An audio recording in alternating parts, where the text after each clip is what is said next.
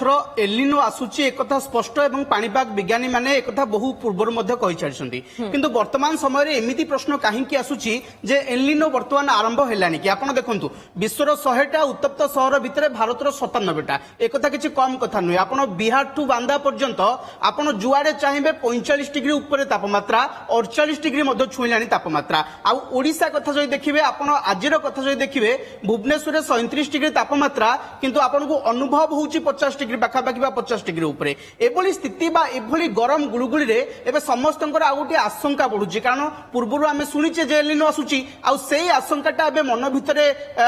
माने इको होची जे प्रकृत रे कोन एलिनो आसी गलानी कि ता विषय आम टिके विस्तृत तथ्य देखिबा एलिनो केतेबेले आसीबो कोन तार पूरा तार चक्रटा पूरा पूरा कोन रहिची केबे गठन हेबो ता विषय आम जेतेबेले आलोचना टिके करिबा आसी गलानी कि एलिनो ये होची वर्तमान समय समस्त मन रे ये प्रश्न उठुची जे एलिनो कोन वास्तव में आसिक वर्तमान प्रभाव देखैलानी कि ये जो खरा ये जो गरम गुलगुली होची से कोन एलिनो प्रभाव कि एते जोरे गुलगुली हबार कारण कोन तेणु एलिनो आसीबो केतेले आसीबो ता विषय में देखिबा केबे आसीबो एलिनो ये अमेरिकार पाणीपाग विज्ञान संस्था गोटे रही से संस्थार ना हूँ NOAA क्लाइमेट प्रेडिक्शन सेंटर से गोटे अमेरिकार संस्था रही तार जहाँ आकलन कहूँ वर्तमान समय एलिनोर प्रक्रिया आरंभ होलानी एलिनो कौटी हुए ना एलिनो हुए प्रशांत महासागर में सृष्टि होता एलिनो हूँ गोटे जलवायु जे पूरा विश्वर जलवायु को जे प्रभावित करे वर्तमान समय कौन हो अमेरिकार पाणीपाग विज्ञान जो केन्द्र अच्छी तार आकलन कहूँ एलिनोर प्रारंभिक प्रक्रिया वर्तमान प्रशांत महासागर आरंभ हो सारी या भितर कौन है ना प्रशांत महासागर रे समुद्र जो रही 0.5 डिग्री रु अधिक ताती वर्तमान सुधा बढ़ी सारे एलिनोर पूरा प्रक्रिया हूँ साधारणतः जितेबाला सुपर एलिनो हुए से 2 डिग्री सेल्सियस पर्यंत समुद्र उत्ताप बढ़ी थाए किंतु वर्तमान समय 0.5 डिग्री बढ़ी सारे ये हूँ तार प्रारंभिक प्रक्रिया प्रारंभिक प्रोसेस आप कहे एलिनो वर्तमान जमी लघुचाप जमी दाना बांधे सेमती एलिनोर प्रक्रिया बा एलिनो वर्तमान दाना बांधिबा आरंभ होईची कोठी ना प्रशांत महासागर रे ये होची मे मासर प्रक्रिया मे मासरे ये सब प्रक्रिया केवल होई थाए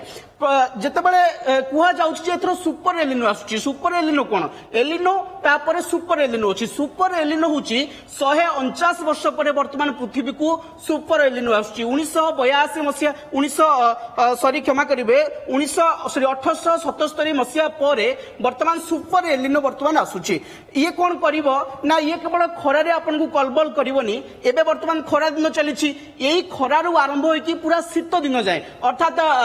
जनवरी फेब्रुआरी डिसेंबर जनवरी फेब्रुआरी एई फेब्रुआरी जाए पुना आपन को कलबल करि पारे सुपर एलिनो जदी सुपर एलिनो हला वर्तमान समय आकलन कहूछि सुपर एलिनो होई परिवो कारण समुद्र रे जते बेले तापमात्रा 2 डिग्री सेल्सियस बढ़े से सुपर एलिनो ही होई थाए तेणु खरारु शीत पर्यंत घाइला करि पारे सुपर एलिनो कोन हुए केते बेले आरो पूरा चक्र कौन रही केतेबेले कौन प्रस्तुत हुए ना मे रु जुलाई भितर ये सृष्टि हम यही एलिनोर आरंभ होची मास मे मास वर्तमान सरीवा को बसला 23 तारिख है तेणु मे रु जुलाई भितर ये पूरा निजर सृष्टि हम पूरा निजर नियम पकईदब सुपर एलिनो तापर कौन हम ना जुलाई भितर जितेबाला ये सृष्टि हो सार अगस्ट रु अक्टोबर ये धीरे धीरे शक्तिशाली हम एवं निजर शक्ति बढ़ेब से समुद्र भितर आपन को आम पूर्व बुझाइलु किभली समुद्र गरम पानी किभली सेपटू किभली एपटू आसब पश्चिम रु किभली पूर्व को आसब तेणु ये अगस्ट रु अक्टोबर भितर ये समुद्र भितर पूरा शक्तिशाली हेब पर नवेम्बर सुपर एलिनो ये रूप नब जितेबाला धीरे धीरे बड़ गुटेब और गरम पानी जितेबाला तार तापमात्रा बढ़ समुद्र भितर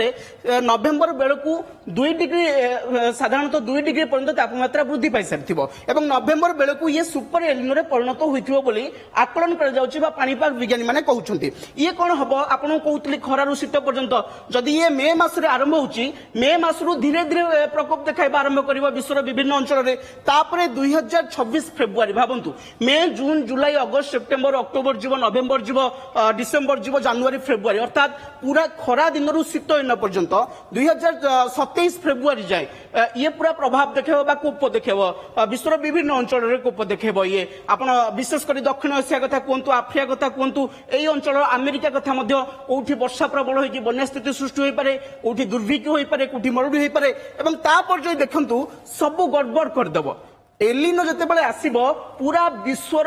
आपण पाणीपाग कथा कहतु अर्थनीति कथा कहतु जीवन धारण कथा कहतु सबू किए गड़बड़ करदेवार क्षमता रखी किए ना एलिनो ये